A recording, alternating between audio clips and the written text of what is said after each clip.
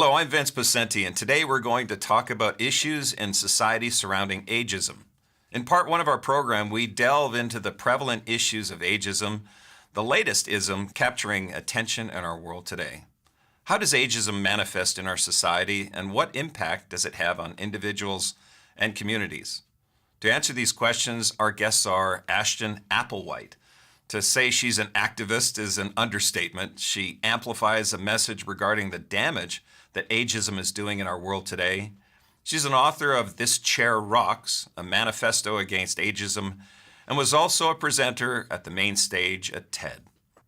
We have Louise Aronson, MD, a leading geriatrician, writer, educator, and professor of medicine at the University of California, San Francisco. She's the author of the New York Times bestseller and Pulitzer Prize finalist of Elderhood. Also joining us remotely is Julie Ober-Allen, an assistant professor at the University of Oklahoma. Her research seeks to better understand and address the complex issues surrounding stress and coping processes that contribute to disparities in chronic disease among older U.S. adults. And in the studio with us is Michelle Hough, who is an acclaimed HR professional. She brings a fresh perspective on recruitment, development, and retention of top talent, no matter what their age. Thank you all for bringing your insights to our discussion on ageism and the problems that come with it. Now, Ashton, why don't we start with you? Why don't you start off with what ageism is? Okie doke. Age is to ageism as race is to racism. It's discrimination and stereotyping on the basis of age. We are being ageist, and we're all ageist all the time. It's inside all of us. Anytime we make an assumption about a person or a group of people based on how old we think they are. Typically too old. There's no such thing. You might be too lazy or too smart or just too out of shape, but too old or too young. Ageism cuts both ways. Young people feel a lot of it too. It's any judgment on the basis of age. Louise, I'm going to jump over to you. And how does ageism intersect with other forms of discrimination, such as sexism and racism? And how do these intersecting biases compound challenges for older individuals? Well, your whole life you may be challenged by sexism or racism. And then when you're young, to some degree, and then certainly when you're older, you get another bias. It's not that the initial ones that that your life was influenced by change, but the ageism gets added on top of it. And there are some shocking statistics, such as for Black women, the ageism influences them that they're considered too young through age 35, and then at age 40, they're considered too old. So that's an extreme example, but it does happen to everyone. And so it just adds to the bias and the discrimination you may face. It's another reason why you may be discounted despite what you can do or might do. And let's just stick with you for a second here, Louise. So if somebody is 34 or 41, how do they start thinking differently, going, wait, do I need to change how I look? Or what are the ramifications? Well, I would say if you look at the use of hair dye among women beginning in their late 30s, it is near universal. I'm not judging that. As you can see, I have gray hair, but I did dye my hair for several decades. And it was only when I wrote Elderhood that I let reality show. But we feel compelled to do that because of the judgment. If you are female and older, you're considered even more incompetent. With men, it is sometimes considered, stature, a badge of experience and wisdom to have gray hair, although more and more men are dyeing their hair as well, as we have an aging society and increased ageism in that society. Clearly ramifications from something of a mindset. So Julie, let's switch over to you. And with your expertise, what are the health implications of ageism for individuals based on your research? Sure. So we've actually found that individuals who report more exposure to ageism, they're less likely to engage in health-promoting behaviors, so less likely to exercise or take medications as recommended, less likely to go to the doctor. They tend to have poorer cognitive health and mental health outcomes. They tend to have more functional limitations, things that interfere with their capacity to engage in just sort of day-to-day activities. Individuals who report more ageism tend to have more chronic health conditions. They are much more likely to be denied medically indicated care, sort of basic things like organ transplants, sometimes solely due to age and not any medical counterindications suggesting that they won't recover. Individuals that report more ageism tend to be much more likely to be hospitalized, and they end up sort of staying longer. Their recoveries take longer. Hospitalization costs tend to be higher. And in addition, we found that people who report more ageism have a reduced will to live and tend to die on average several years earlier than their counterparts who report less ageism. Now, you're all nodding your heads here. So this is a thing when the mindset actually, who knew the mind and body are connected, right? So It's a thing. Nikki, our producer, brought up something interesting to me. And Julie, I'm going to stick with you for a second here because Nikki pointed out, well, there's children's hospitals, but there's not older people hospitals. Like, what's your take on that? I think it's a great comparison, and I actually make that a lot. When we talk about older adults, we often talk about sort of their changes, their cognitive, psychological, and physiologic changes as decline, as in very sort of using negative terminology. Sort of they're halfway out the door, moving toward death. And yet there are many life stages sort of across the lifespan where individuals experience a dramatic amount of change, and certainly children are one of them. And yet when we see children changing as they age, we don't talk about them declining. I mean, admittedly, I have a teenage son, and sometimes he's challenging, and some of his developmental changes are frustrating. But he's not declining, and it's not negative. It's just sort of recognized as a natural part of development over the lifespan. And yet we frame change for older adults in a very different way. Change is largely negative and an indication of sort of decline and sort of in a very negative way. And so I think there could certainly be a shift if we had more medicine that was sort of focusing on change at the latter portion of the lifespan. We might be able to frame it in a very different way. And if it weren't so negative, people might actually live longer and healthier. Now, before I get to you here in the studio, Michelle, Ashton, you had something to jump in on here. Yeah, thank you. I want to point out that the idea of a hospital for old people is problematic because it is not age that puts you in the hospital. It is a physical condition. It is an accident. It is a chronic disease, and those diseases can strike us at any time. Cognitive decline is not inevitable. Some part of your body is going to work less well, right? So there, of course, are more older people in hospitals. And I know I have a geriatrician on the line to back me on this. Geriatricians actually say if you've seen one 80-year-old, you have seen one 80-year-old. Diversity, heterogeneity increases with age. So I think we do need to learn more about the biology of aging. Really important, but not assume that there's any age point at which everyone experiences X or Y. And even if we did all experience the same thing, we'd go through it in utterly different ways. All right. Well, I got to switch over to the HR perspective. In terms of the impact, what does age discrimination have in the workplace? What impact?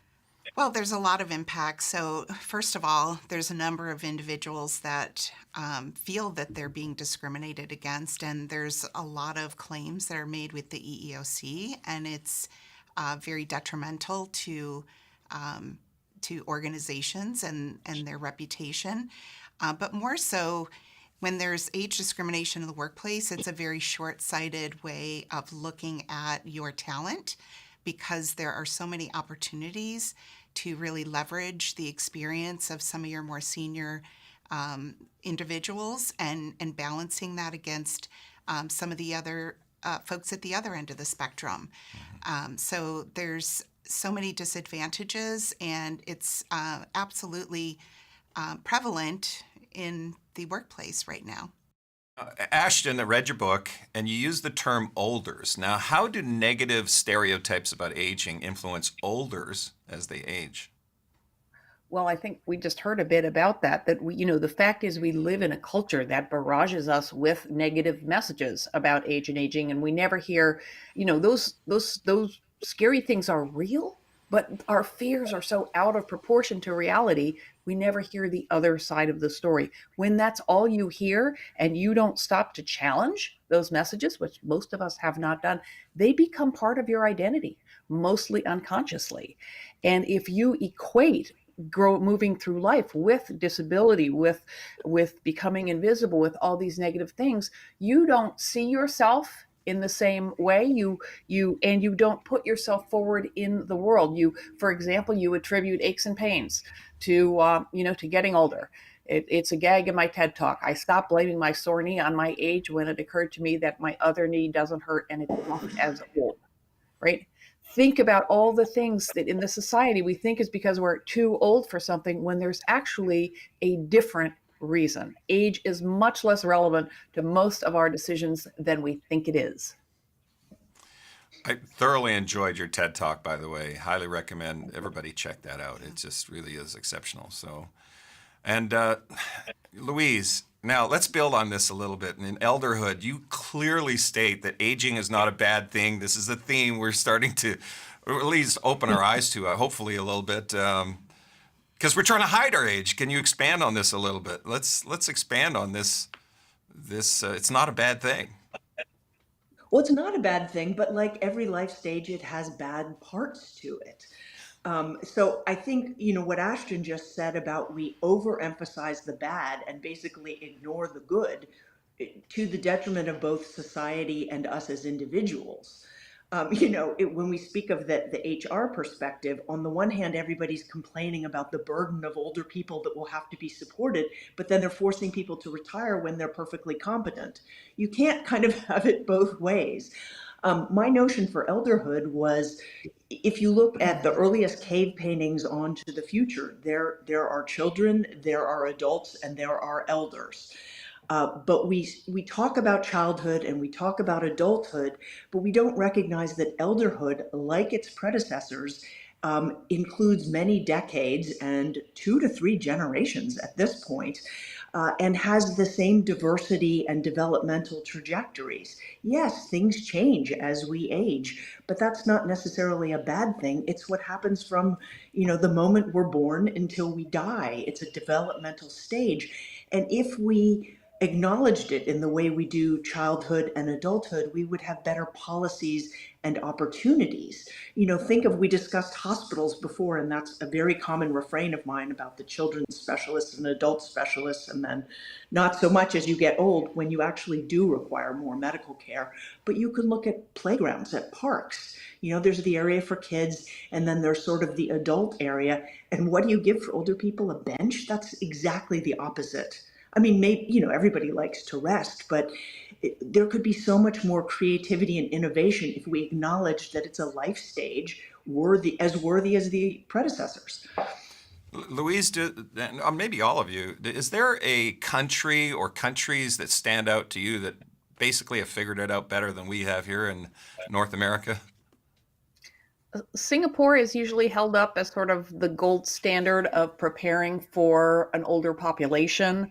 But that means that there is public transportation and social services and parks. And of course, those things make Singapore not just a good place for older people to live, but for people of all ages, right? If it's all age friendly, it's really important, I think, to challenge this idea of, we have to spend all these money on these sad sack old people, when the things that older workers want in the workforce, for example, is flex time, is is perhaps the ability to transition out of a job and then back into it in a bit. Those are good for workers of all ages. These are not special problems, placed on us by a needy bunch of old people. Well, and Michelle, I'm going to jump over to you. I know this is a curveball, Yes. but are you witnessing some other countries in the HR world that go, man, they do that so much better than we do? Obviously, Singapore is a good example. Are there others that stand out to you? I'm not as familiar, quite honestly, with sort of that aspect of HR in other countries. But just to kind of tag on what was already said, what we definitely are seeing a trend of flexibility, and even individuals that call themselves fractional executives or fractional professionals, where they are working for companies that maybe can't afford a full-time person at that higher level. And it's affording individuals that are more senior in their careers to have some of these really awesome opportunities to work in some of these fast-growing organizations. Well, it's said that we need to remote work is putting in younger people in a place where they don't have a mentor, they don't have somebody, an elder statesman, if you will, to really learn from. So how are you combating that in the HR world? I just did a talk on this last week around remote and hybrid best practices. And when you have a workforce that's either remote or hybrid, you just have to be extremely intentional on how you go about building relationships, building culture, building the individual awareness. has to be intentional, not the company. The company. I would argue that everybody needs to be more intentional. Own it, right? Yeah. You got to own it. Yeah. But I would say from a company perspective, if you want to be truly successful, leveraging, the opportunities to bring people together is so important. But you've got to be intentional. You're not going to run into somebody at the water cooler. When I used to work in the office, and sometimes you'd get pulled into important meetings that maybe you weren't invited to, but, let's grab Michelle because she's got something to share. And those happenstance things don't necessarily happen. But you can create other kinds of opportunities. Right. All right, Julie, I'm going to switch over to you. And I picked up on your research that some of the older folks we've been talking about buying into that narrative that reinforces negativity around aging, thereby compounding a downward trend. Am I reading that right? And what other kinds of parts of this topic can you add to? Sure. So we've certainly found that having those negative assumptions of, what life is supposed to be like when you're older, what you're supposed to look like, how you're supposed to dress, how you're supposed to behave, they become self-fulfilling prophecies. And individuals who have more negative concepts and sort of more narrow stereotypes of what older life is going to be like, they tend to be much more likely to fulfill those stereotypes. On the other hand, we've also found that older adults report a lot of positive experiences of aging. And these get under-recognized sort of in greater society. I'll admit they get under-recognized amongst researchers. But what we found is that many older adults report many positive aspects of aging that don't often get recognized, having a strong sense of purpose, or feeling like, that they play an important role in mentoring younger individuals. In fact, older adults on sort of happiness scales tend to report more happiness than any other adult age group. So to a certain extent, many older adults actually they've figured things out. There's aspects of the older sort of end of the lifespan that are enjoyable, things that make people proud and help them find meaning, whether they're still involved in the workforce or not, or have some sort of hybrid scenario. And I think that's something that's under-recognized, but that really needs to be accentuated, because we do have these very narrow stereotypes and prejudices and discrimination against aging and older adults. And yet, if we can emphasize some of these more sort of positive aspects of aging that older adults report, and develop policies and programs to really enhance these, to a certain extent, these may buffer older adults from some of these larger sort of negative viewpoints within broader society. Right. We're not talking about whitewashing here. We're just talking about telling the full story. Right. If I find that we're very much in a binary society, right? It's this or that. And it's just, if you've met 180-year-old, yeah, You've met 180-year-old. Yeah. Think about it. The older the person, the less their age reveals about them. Cognitively, physically, emotionally, developmentally, because we age at different rates along each of those trajectories. And yet we have this, those marketing surveys, that show 18 to 22 and 22 to 33 and so on, that end at 65 or sometimes earlier, as though everyone over some grim, velvet rope was some homogenous mass, when the actual scientifically the opposite is true. They are more diverse. We olders are more diverse than people younger than us. Mm-hmm. And some of these things end at 45. It's 45 up or 55 Crazy. up. So, you've got one category that incorporates people over a half a century. How does that make sense? Well, I just had a flashback. My dad, I'm from Canada, play hockey. And my dad and I played hockey together at a father-son thing. And he said, no, I'm 40. I'm too old now. I was like, all right, I guess that's the bar. And now I'm 62 going, hell no. So Right. really that mindset is we're talking about intention here a little bit, Louise. So what have you got? Yeah. Well, that's also where the intersectionality comes in, because if you are a person who's been part of a subpopulation in the United States where you haven't had agency, where what you could do was never recognized, your chance of thinking that you can do something about your aging is lower. So what we're actually seeing now, sort of paralleling the economic divergence we're having in this country with, a smaller, well, I don't know. When I was young, we used to say the great thing about the United States was that we were a bell curve, right? Most people were middle class.